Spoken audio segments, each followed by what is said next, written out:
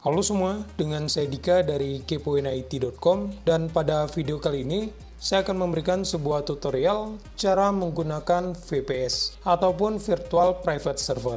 Nah, sebelum ke tutorialnya, dukung channel ini dengan cara klik tombol subscribe dan aktifkan tombol loncengnya untuk mendapatkan pemberitahuan jika ada video terbaru dari kami.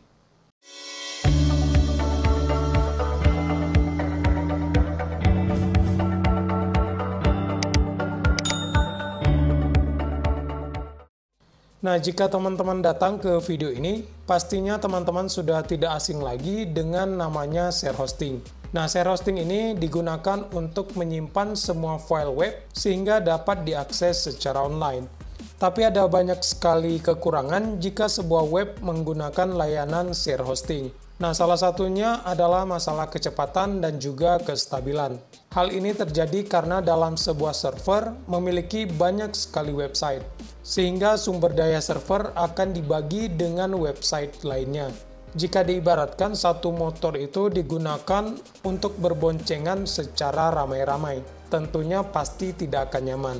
Nah, semua hal itu tidak akan teman-teman rasakan jika menggunakan VPS. Nah, VPS adalah singkatan dari Virtual Private Server, yang artinya kita mempunyai server virtual secara pribadi.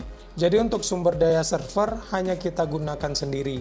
Dan pastinya web yang menggunakan VPS akan jauh lebih cepat dan juga stabil jika dibandingkan dengan web yang menggunakan share hosting. Selain itu, jika teman-teman menggunakan VPS, maka teman-teman bisa menginstal sistem operasi seperti Windows maupun Linux. Bisa juga untuk menginstal software apapun yang teman-teman inginkan. Nah, kita punya hak penuh untuk melakukan kustomisasi terhadap server yang kita miliki.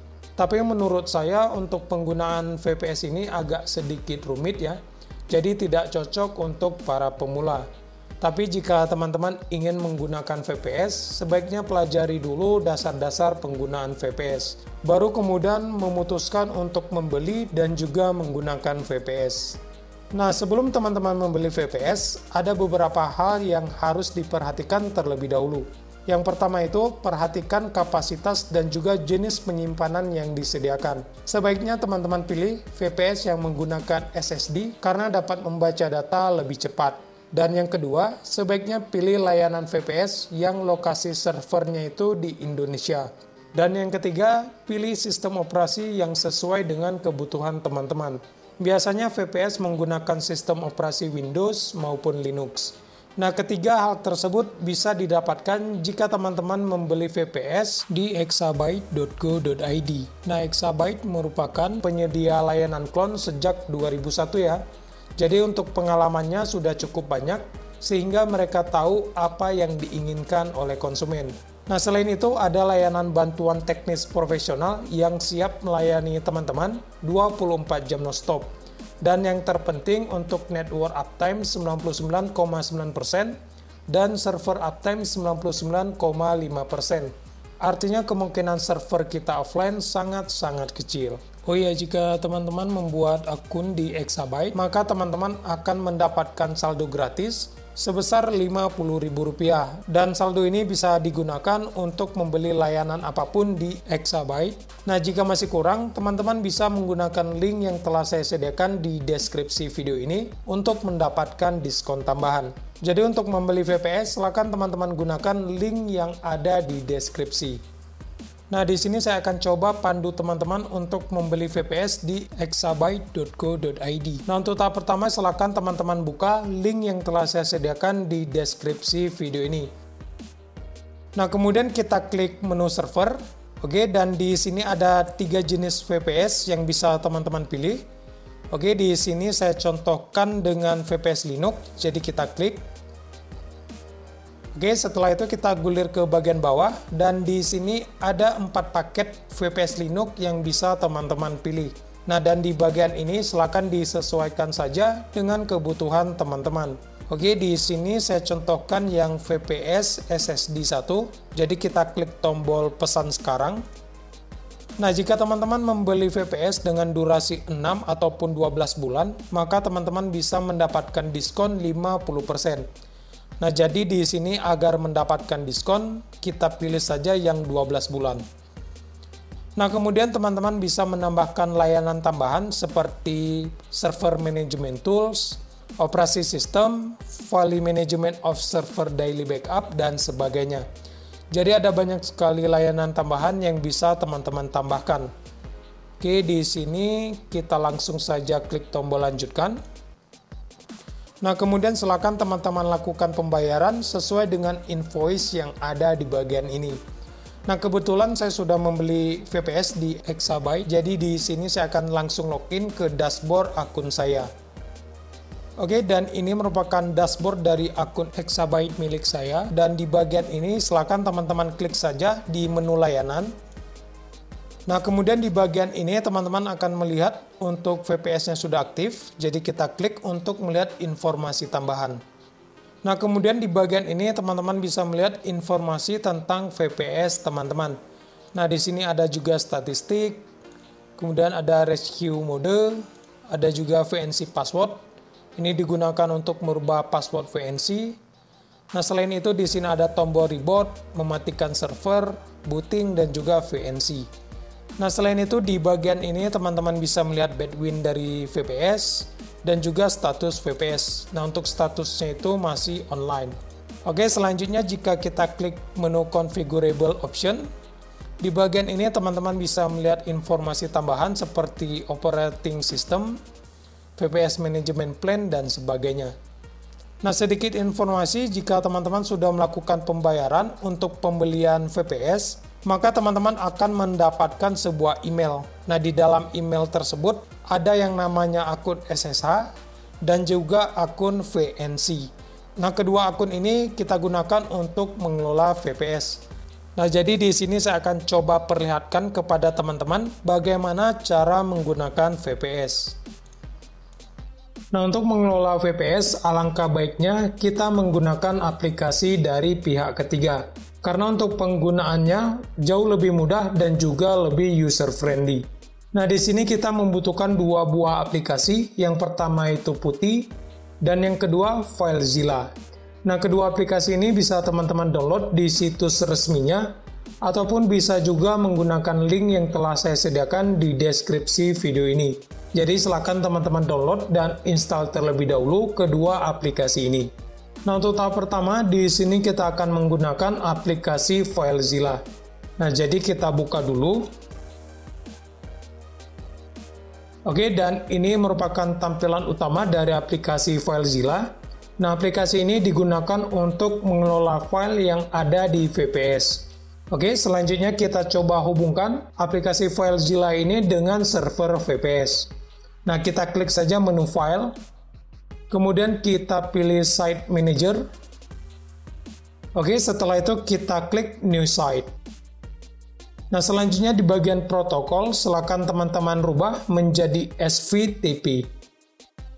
Oke, selanjutnya di bagian host, silakan teman-teman ketikkan alamat IP dari VPS teman-teman.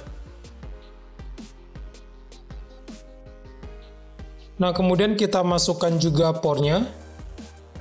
Nah, jadi di sini kita menggunakan akun SSH dari VPS kita. Nah, jadi silakan teman-teman cek saja email yang dikirimkan oleh Exabyte. Oke, kemudian di bagian user kita ketikkan root. Nah, kemudian kita masukkan password dari akun SSH.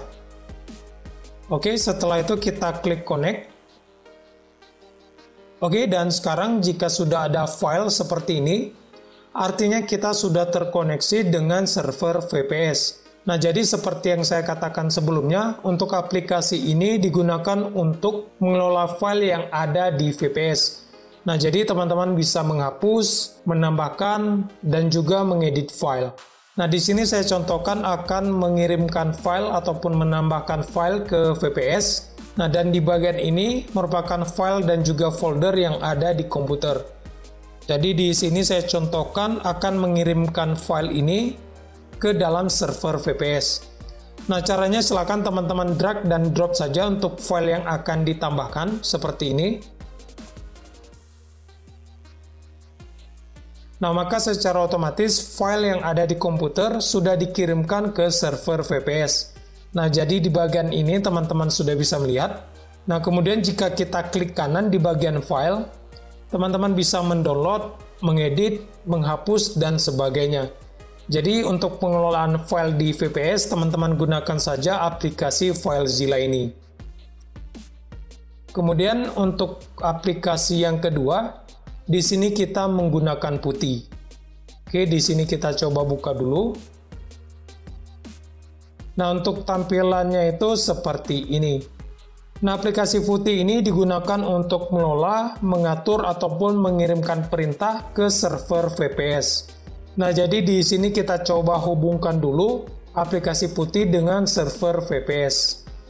Oke, di bagian hostname, silakan teman-teman ketikkan alamat IP dari VPS teman-teman.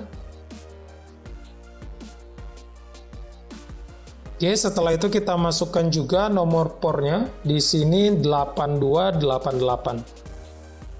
Nah, dan pastikan di bagian connection type kita pilih SSH, karena di sini kita menggunakan akun SSH untuk terhubung ke server VPS.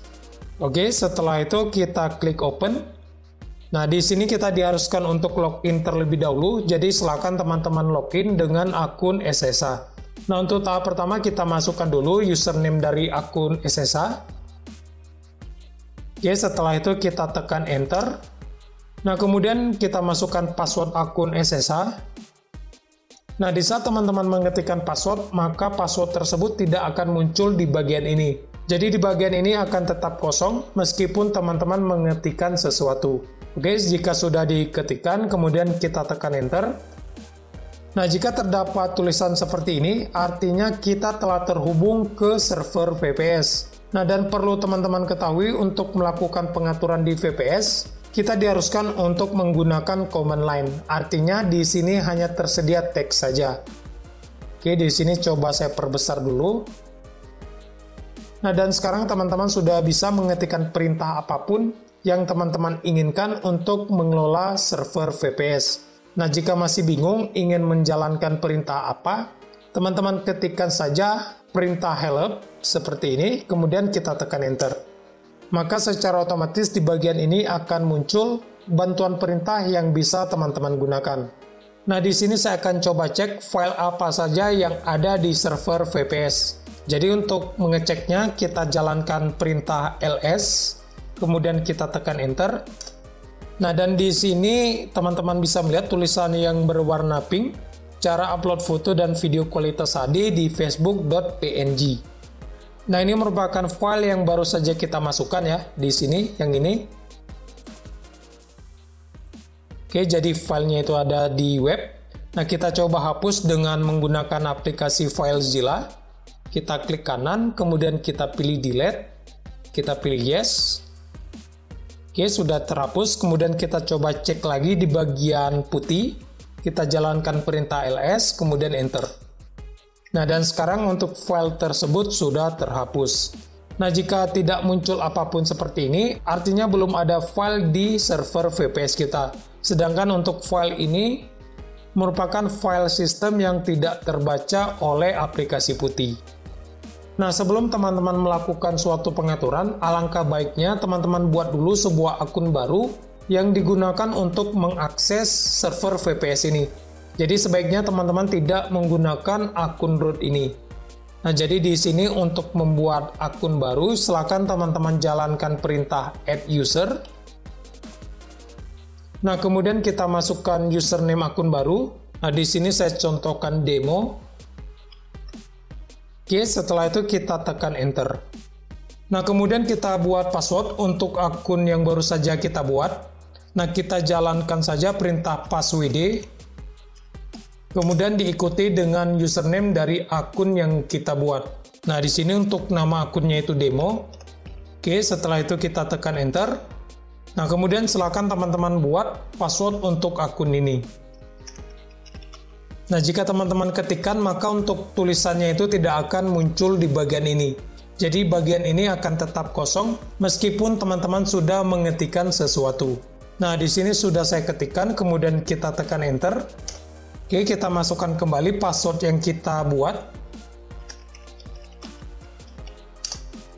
Oke, untuk proses pembuatan passwordnya sudah berhasil. Nah, selanjutnya di sini kita masih menggunakan akun root. Di sini teman-teman bisa lihat. Selanjutnya jika teman-teman ingin menggunakan akun yang baru saja kita buat, silakan teman-teman ketikkan perintah su, kemudian kita masukkan username dari akun, yaitu demo. Oke, setelah itu kita tekan enter. Nah, dan di bagian ini teman-teman sudah bisa melihat, kita sedang menggunakan akun demo yang merupakan akun baru yang baru saja kita buat. Nah, selanjutnya jika ingin keluar dari akun ini, silakan teman-teman ketikkan saja exit. Oke, setelah itu kita tekan enter. Nah, maka secara otomatis kita akan menggunakan kembali akun root dari VPS kita. Oke, mungkin itu saja yang bisa saya sampaikan tentang penggunaan dasar dari VPS. Nah, jika teman-teman tertarik dengan kelanjutan tentang VPS ini, silakan tulis di kolom komentar. Nantinya saya usahakan untuk membuat tutorial lanjutannya. Oh ya, dan jangan lupa gunakan link yang telah saya sediakan di deskripsi video ini jika teman-teman ingin membeli VPS. Oke, mungkin sekian video kali ini, semoga bermanfaat. Jika teman-teman suka silakan like, kalau nggak suka tetap di like aja. Saya Dika dari kepoinit.com, sampai jumpa di video selanjutnya.